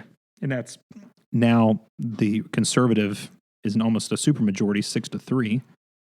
And if you're a Democrat, you're thinking, well, all these, rights to, say, abortion or same-sex marriage or all these things, are they now up for debate in the Supreme Court? Well, maybe I can avoid that if I just add 3 more left-leaning justices to counteract those other ones, or add 4 more, right? So all of a sudden you go from 9 to 13, and those 6 really don't have the majority anymore. And then the issue people have with that is, well, then the next president's going to add 4 more, and the next one's going to add 4 more, and you're going to have 300 people on the Supreme Court. I will say, in our history, we've had as many as 11 and as few as 5 on the Supreme Court. So it hasn't changed in about 150 years, but we have had different numbers. Interesting. What would it take to add seats to the Supreme Court? President nominates someone and the Senate confirms them. Really? Yeah. I thought you had to like somehow add states in all of this mess. Nope. Okay. Nope. They're appointed by the president, subject to the advice and consent of the Senate for a life tenure based on good behavior. Well, then how have we wound up at 9 for so long then? It's just been a good number. I mean, it's just been where we've landed. It's odd number, so you can break a tie. It's just been the number we've settled on. I think people would say 5 is too few. It's too much work. 12 is unwieldy. There's too many cooks in the kitchen. Mm-hmm. I mean, 9's a lot. Tennessee has 5 on the Supreme Court of Tennessee. And most states have between 5 and 9. Okay, that's interesting. What would it take to get something like Roe v. Wade overturned?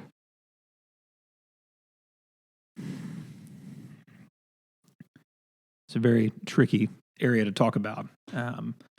But Roe versus Wade was a decision that built upon a case called Griswold versus Connecticut that established what's called the right to privacy.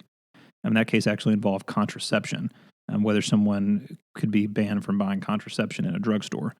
And they said, no, somebody has the right to decide what contraception they use in their own home. It was a Texas case, right? It was Connecticut, Griswold versus Connecticut. Oh, okay. So the Texas case you're thinking of is probably called Lawrence versus Texas. That involved can you engage in consensual sexual activity in your own home?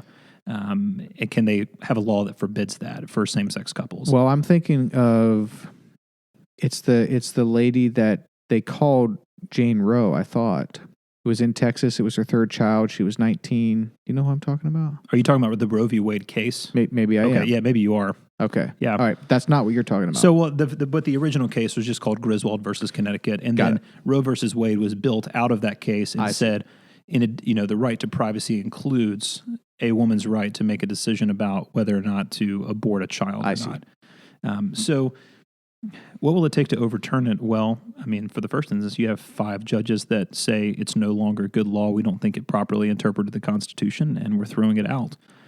Do I think that's likely? No.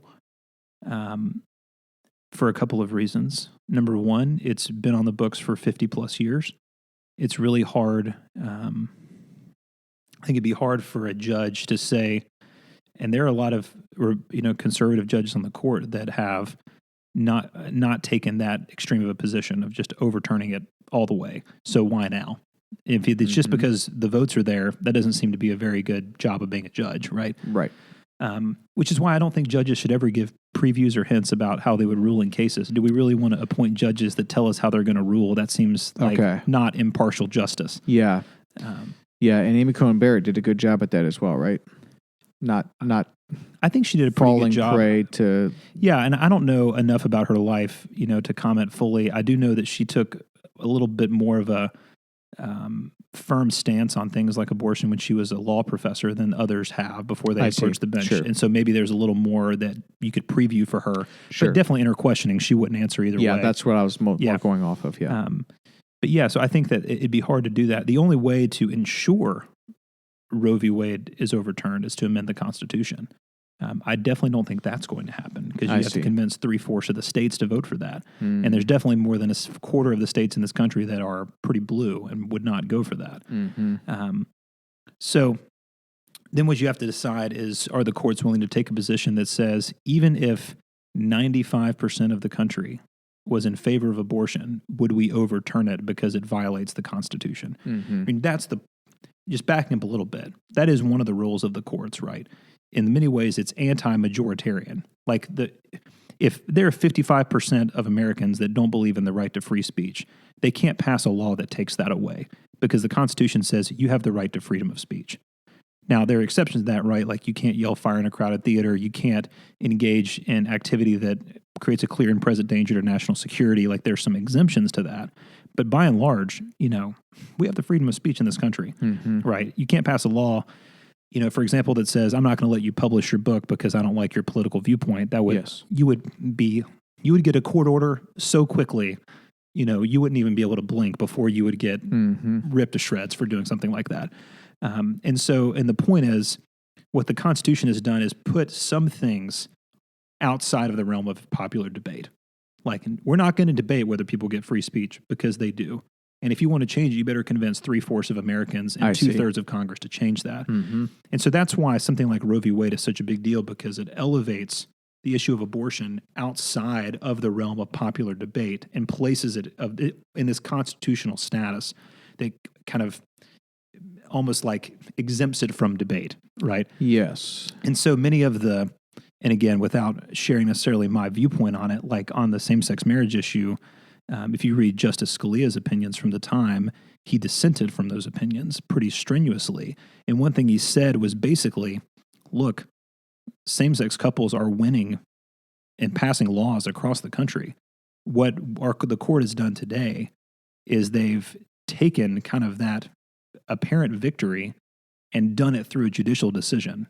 So they didn't win by convincing people to pass laws. They did it by convincing 5 judges that no one ever elected to do it for them, right? And there's different points of view on that, right? And so if you think it's a constitutional right, you're not going to want a legislature to decide whether you should have it or not, because the point is to keep it out of the hands of the legislature. Yeah. But that was one of his points. But I think that Roe v. Wade, the more likely scenario, without necessarily tipping towards my thoughts too much, is that I think you could see maybe a death by 1,000 cuts where they won't say we're overruling it, but if a state, say, passes a real restrictive law, they don't overturn it, right? They still maybe give lip service to Roe v. Wade, but they say, sure.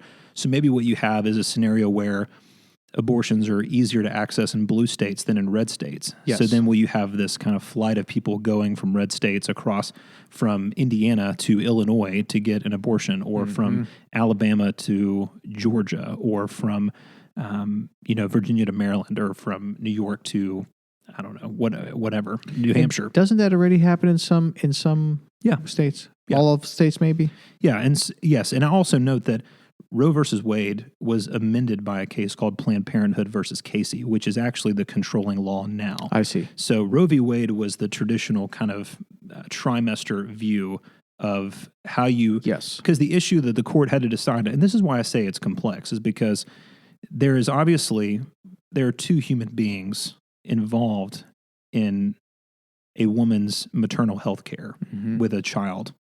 And so how does a judge, like a court, decide if there's a dispute, which trumps, like who wins? Yeah. Right. And so what the court said is, in the first trimester, we're going to let, the state can infringe upon that right. In the second trimester, the state can kind of go either way or give doctors more leeway. In the third trimester, they can ban it totally if they want to. Yes. Planned Parenthood versus Casey replaced that with what's called the undue burden test, which means that because Roe v. Wade established the right to it, no state can create an undue burden to a woman seeking an abortion, right? So that's where you get into things like the admitting privileges and different things you've heard about, like, is an admitting privileges requirement for a doctor performing an abortion an undue burden on a woman seeking an abortion? Or what if you live in Texas and a law they passed closes every abortion clinic except in El Paso, and you live in Houston? Is it an undue burden for you to drive from Houston to El Paso to, obtain those medical services that the court in Roe v. Wade said is your constitutional right? So that's really the question they engage in most commonly now. Yeah. And Tennessee amended a law this year, I believe, at some point. Are you familiar with that? Yeah, so I think it's a fetal heartbeat law. Yeah, okay. I just remember seeing Governor Lee's Twitter about this a few months ago. And it was pretty immediately struck down by a federal court as being an undue burden. Yeah. So And again, I haven't read all the case law on that either, but my understanding is that several people sued the day it was passed and pretty quickly obtained an injunction saying it's unconstitutional. So that's a very good example. So you had the courts of Tennessee deciding that if there was a heartbeat, you can no longer abort this baby. So we had the legislature passing a law saying that if there's a heartbeat, you can't abort the baby, and then a federal court inside the state of Tennessee stopping the enactment of that law. Wow. What is the law now in Tennessee? Good question. I don't know. I know that law was put on hold. As far as I know, there's a variety of other regulations around abortion providers that still are in effect. I don't know all the details of that, but that's okay. I mean, in my view, it was more of a political stance to pass that law than necessarily. I think most people would assume it was going to get struck down pretty quickly. I see. But the point is, like, you're taking a stand on this issue. This is what I believe. This is what's right. Yep. And then we'll fight it in the courts if we have to. I see. Yeah. Interesting. But I don't know. And again, I'm not going to comment on that because to the extent my office might have been involved, I'm not going to give any commentary on that. By the way, we were supposed to give a little disclaimer at the beginning and we totally forgot. Yeah. So, so I work as an attorney for the state, but I'm here as a private citizen talking about my own viewpoints and political ideas. I'm not giving legal advice or going to talk about any case or give any insight in any case that we're involved in. So just talking about what I read in the news and what I think as a private citizen. Now, if and when the day comes that you're a political commentator, are you allowed then to commentate on personal opinions and so forth? Yeah, I mean, I think I can still comment on personal opinions. I just I'm pushing for that. It can't relate. Are you talking about when I've said I'm not going to tip my hat to my personal opinions? No, I've said when you're if and when you're a political commentator, can you then say whatever you want? Yeah, why not? Anything else you want to talk about today? I don't think so. I think that we. I guess I'll end with this, just something I've been thinking about. We are very divided as a country. And no matter the result today or in however long it takes to count everything up, we got a lot of work to do. And my prayer is that we can have mercy towards people that don't agree with us. And when people maybe make what we think is the wrong decision, we're quick to forgive. Yeah. And kind of welcome with open arms people that were our fiercest political opponents. I think we can only do that if the Lord helps us. Yeah. But I think if we do, we really could turn a corner. Yeah. There's a lot of people that are sitting at home every day that have just been eaten up and spit back out by the political system and their Twitter scrolling and Facebook scrolling that are desperate for something. Mm-hmm. And I think that the church has failed in a lot of respects, but has a real opportunity here to kind of show the love of Jesus to these people. So that's my hope and prayer. Yeah, and it is, as you're an elder at Emmanuel, where Andrew and I both go, and that is a tricky thing to navigate. Because the role of an elder pastor, we were just talking about this yesterday with Matthew Hawkins on here, is one of his points, which I thought was a great point, is that if you are taking a certain position politically and advocating for a certain candidate, if that candidate loses, you lose some influence, for the next 4 years, presumably, and so forth. And his idea is, as opposed to endorsing a candidate, it's better to focus on changing policy. Like that's where the real work can be done. And you're doing that through relationships and building long-term relationships and building influence through policy. So he's an advocate of that and not necessarily just taking a stance or having a public endorsement of candidates. So I guess the way to safeguard when you have spiritual leadership at a church is just keep teaching the Bible and the principles in Scripture, pointing people towards Christ, the love of Christ, drawing people's hearts into that. And then on the secondary issues of how they're going to vote politically, you're leaving that up to them. Is that how you would see it? And I know there's people that disagree with that because they say, well, how can you ever vote a certain way if they're going to be proponents of Roe v. Wade? Proponents of Roe v. Wade, exactly. Yeah. Yeah, and we didn't really get into this. I mean, my personal opinion is actually, this is not what the Bible says. This is Travis Brown's view. I don't think the president doesn't pass any laws about abortion. He may appoint judges, but we hope they're going to be independent and not just do whatever the president tells them, otherwise they'd be terrible judges. Yep. So I actually think that who we vote for president really doesn't have a huge bearing on the issue of abortion. Maybe there's issues of funding NGOs or other things or treaties and things like that, but it really, I think, is de minimis. The real action on abortion restrictions is at the state level. So I really think people should read up, if they're really passionate about the issue, more on who their state representative is, who their governor is. I think that's really where it really matters. Not that it's not an important issue. Yeah. I also think that the abortion issue is if we come at it from a perspective of it is this way or it's not this way, then I think we're missing a lot. For example, if Roe versus Wade was overturned today, do we really think that abortions will go away in America? They will not. They will not. Not that that's not a reason to overturn it, and I'm not saying either way, but there has to be a way to deal with the issue of, okay, if abortion's illegal and it's a crime to get an abortion, you will go to jail in an effort to discourage people from getting abortions. And let's say we have a lot more kids now. Are we prepared to deal with that? Is the church prepared to deal with that? Is the government prepared to deal with that? Are we willing to give all those kids health care? Right? It's just a question. Sure. And so, and I think that the vast majority, again, I don't know enough stats on abortion to comment fully on this, but I don't know very many people on the far left or on the left at all, and I would consider myself probably a center of left person politically, that would say, I believe anyone can get an abortion anytime they want to for any reason. I really don't know of many people. I mean, yes, maybe some of the farthest, most extreme pro-choice advocates may say that. Okay. But number one, that's not the law. You can't just get an abortion anytime. You can't get a late-term abortion. You can't get an abortion in certain circumstances. Yep. There are certain requirements that are lawful that you have to comply with. It's not just a willy-nilly freewheeling out there. And so what that means is that there's a lot of nuance in that. And I think that maybe outlawing abortion is where we're heading. Maybe it's not. But either way, we're going to have to figure out how to help women that were raped and got pregnant, or help single moms that don't get paid leave to take care of their kids. And what are they supposed to do? Just not eat for 4 months, right? What I'm saying is that there's complicated issues. Yeah, certainly. I'm not saying that I think abortion is right. I'm just saying it's complicated. Yep.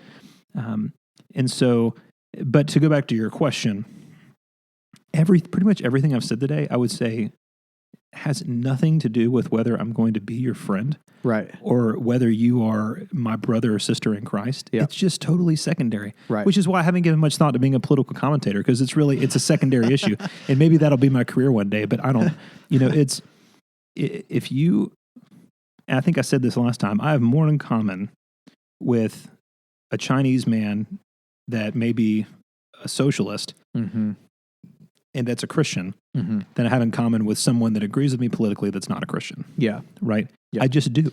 Yep. It's thicker than blood. Yep.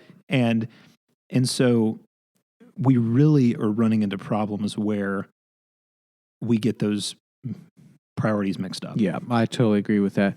Do you think that we're going to see a healing, a trending in a better direction, less divisiveness after the election's over, no matter who takes office at the level of president? Do you think people are kind of tired of this yelling from both sides and just this opposition to everyone? Do you think we're kind of tired of this, and no matter who is president, that's going to start to trickle away a little bit, or no?